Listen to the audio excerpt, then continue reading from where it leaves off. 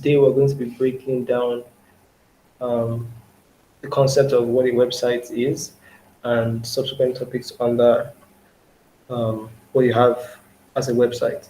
So let's get into it. So what is a website, right?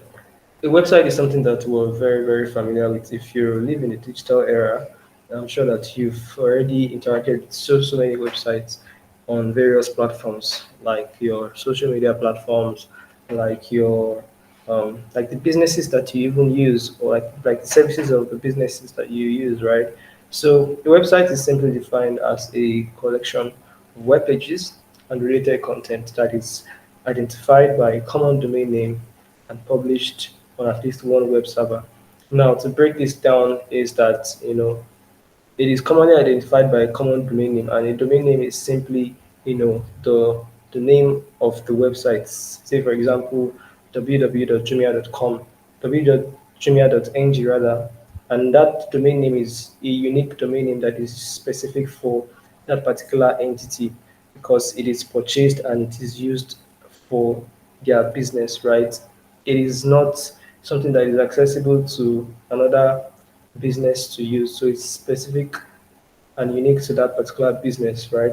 And it is published on at least one web server. What that means is that for you to even be able to access the website, that means the website is hosted on the web server for people to be able to interact and use the website. And websites can be used for a variety of purposes, such as providing information, selling products and services, and connecting it with others. These are the different use cases of what people use websites for. Some people use websites to sell their products and their services. Some people use websites to just provide information to the general public, right? And also some people use websites to connect different things that they do, right? You can use it to display your portfolio. You can use it to display what you do, or you display your skill sets, and connect it with other resources that you have access to. Say your portfolio of work that you can use to show potential clients that want to do business with you.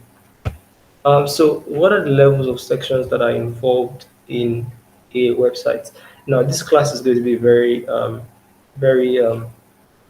long one in the sense that I have been able to break down a lot of these concepts into small and intricate concepts that you can easily understand. So they are very bite-sized, right? So in every website, there are specific areas of or specific levels in a website, and if you if you're a web designer or have some level of familiarity with different websites, you'll be able to tell that each section of the website is different from the other, and there is a certain hierarchy that follows in the design of a website.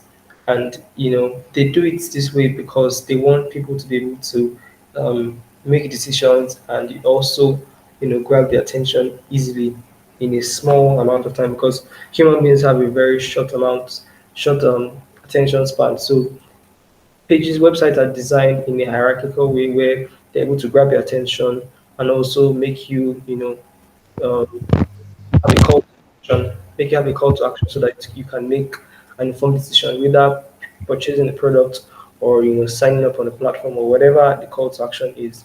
Now, the levels of websites can be thought of as a hierarchy, right? I mentioned that already, and with the home page at the top, at most specific pages at the bottom.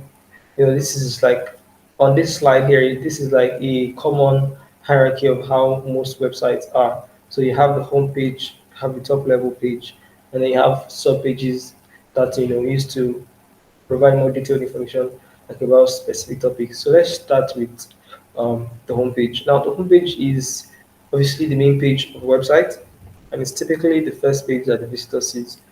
And the homepage should provide a brief overview of the website and its content, and it should include links to the most important pages on the website.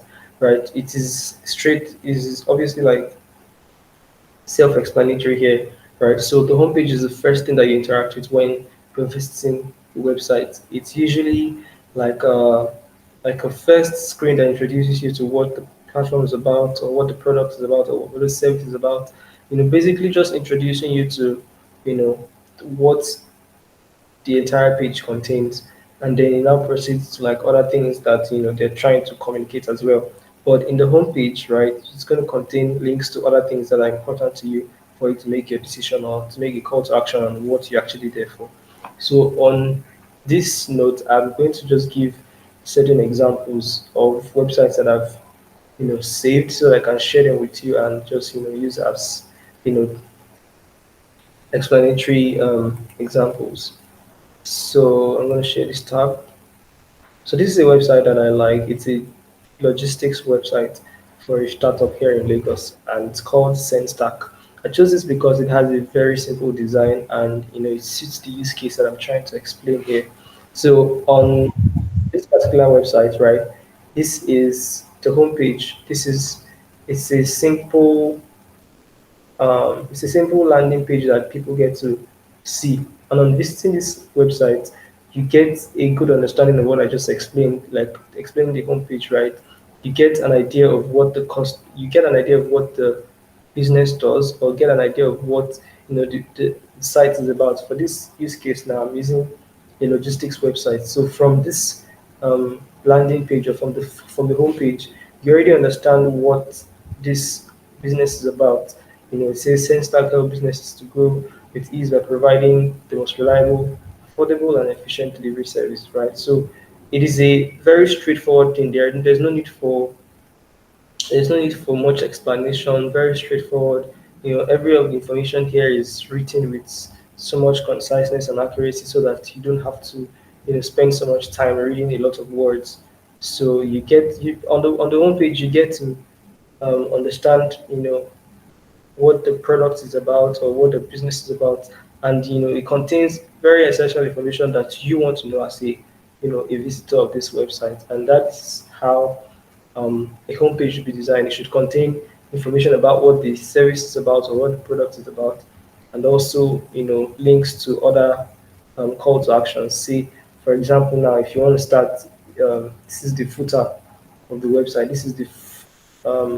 The footer is basically the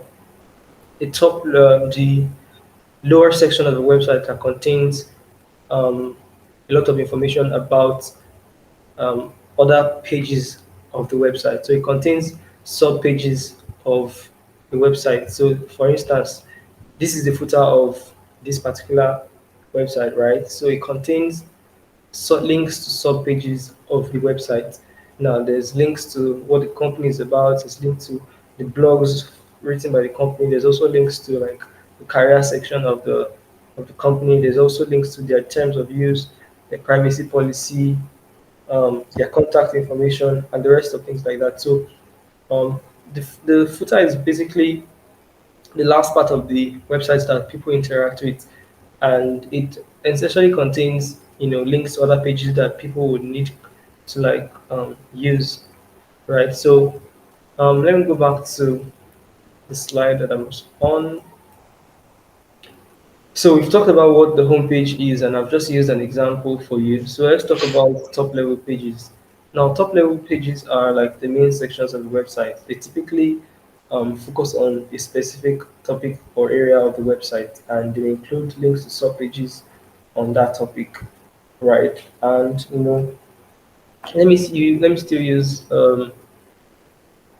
this particular website that I have open here. So in this particular use case, right, it's part of the top level pages could be this particular section of the website where it says we deliver so you can go. It still contains information that the visitor wants to interact with, information that the visitor wants to know, right? Because they're a delivery service. So here is the part where they are convincing potential users um, to use their platform. And it doesn't stop there. It contains a link to another sub page for them to create an account and start using like the platform, right? So it contains a call to action. Every every website is designed in a way that there is a specific messaging. um, it's a specific messaging that leads to a call to action. So in this top level page, for instance, it's not just telling you things that you can do, or the benefits you'd experience of using this particular business, right, it contains a link to another sub page, which is a call to action. So when people click on it, it will take them to, you know, another sub page. So it takes us to this page where we would create our, oops, my details are here. It take us to a link where we would, okay, I'm not sharing. So it will take us to, hold on 1 minute, delete this so I can share it. Okay, so it will take us to, when you click on that, it will take you to this sub page where you can input your details and then create your account. So that is what a top level page is, and this is a very good use case for explaining that particular point. So move back to let's move back to the slide. So let's talk about sub pages. Now, sub pages are essentially things that I've mentioned in passing right now in this discussion, right? And sub pages are like more specific pages that provide more detailed information on a specific topic.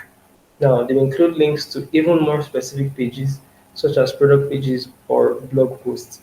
Now, if you remember in the conversation where I talked about a particular page leading to sub pages, right? The sub pages are things that are pages that contain like more information, like in detailed form about the specific topic. So let me still use this same website, right? So if I'm using the same website, so we talked about the homepage. This is the entire homepage, right? But in the homepage, you have like the header, which is from here to like here, and this is the header where it contains like the first screen where people get to see, and this is like a top level page containing information that people would need, and also the call to action for them to make a decision. However, for sub pages, in this particular example, um, it also contains information that people would need. Sub pages contain like detailed information about what people need. So, for example, this in this on this particular website, um, a link to their blog would be a sub page. So if I click on this blog, it will take me to their sub page. If I click on careers, it will take me to their sub page. If I click on about, it will take me to their sub page, right? So if I click on terms of use, it will take me to their sub page. So right now I'm curious about the terms of using their platform, right? And because I don't know about products before, I'm curious to know about how they operate and what the terms of use are. So when I click on the terms of use under the footer, it will take me to a sub page which contains detailed information about how to use the platform. So in this particular website now, there's like a detailed um, explanation about how they operate, right? So it takes you, into a deep dive of what the product entails and how they operate, so that you're well informed about that particular topic or that particular um, question that you have. So that's essentially it. It's very, very basic, very, very straightforward. There's no much complexity to this, but with time, you get to grab a lot of these concepts easily. So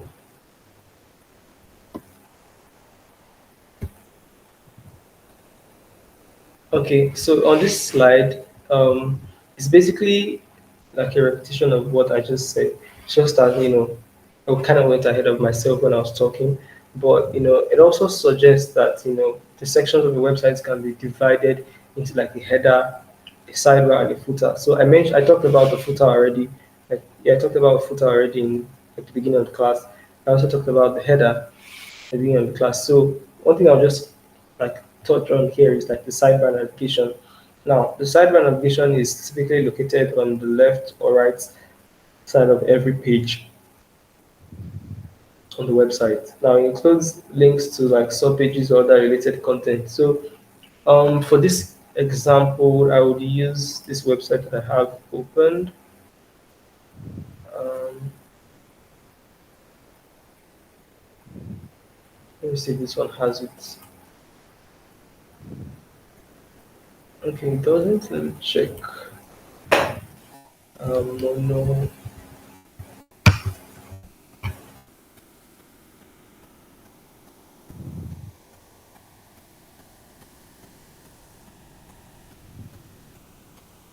So it's not every website that has this, but it is common amongst. Give me a moment. Trying to look for a website that has this particular feature so that I can explain it properly.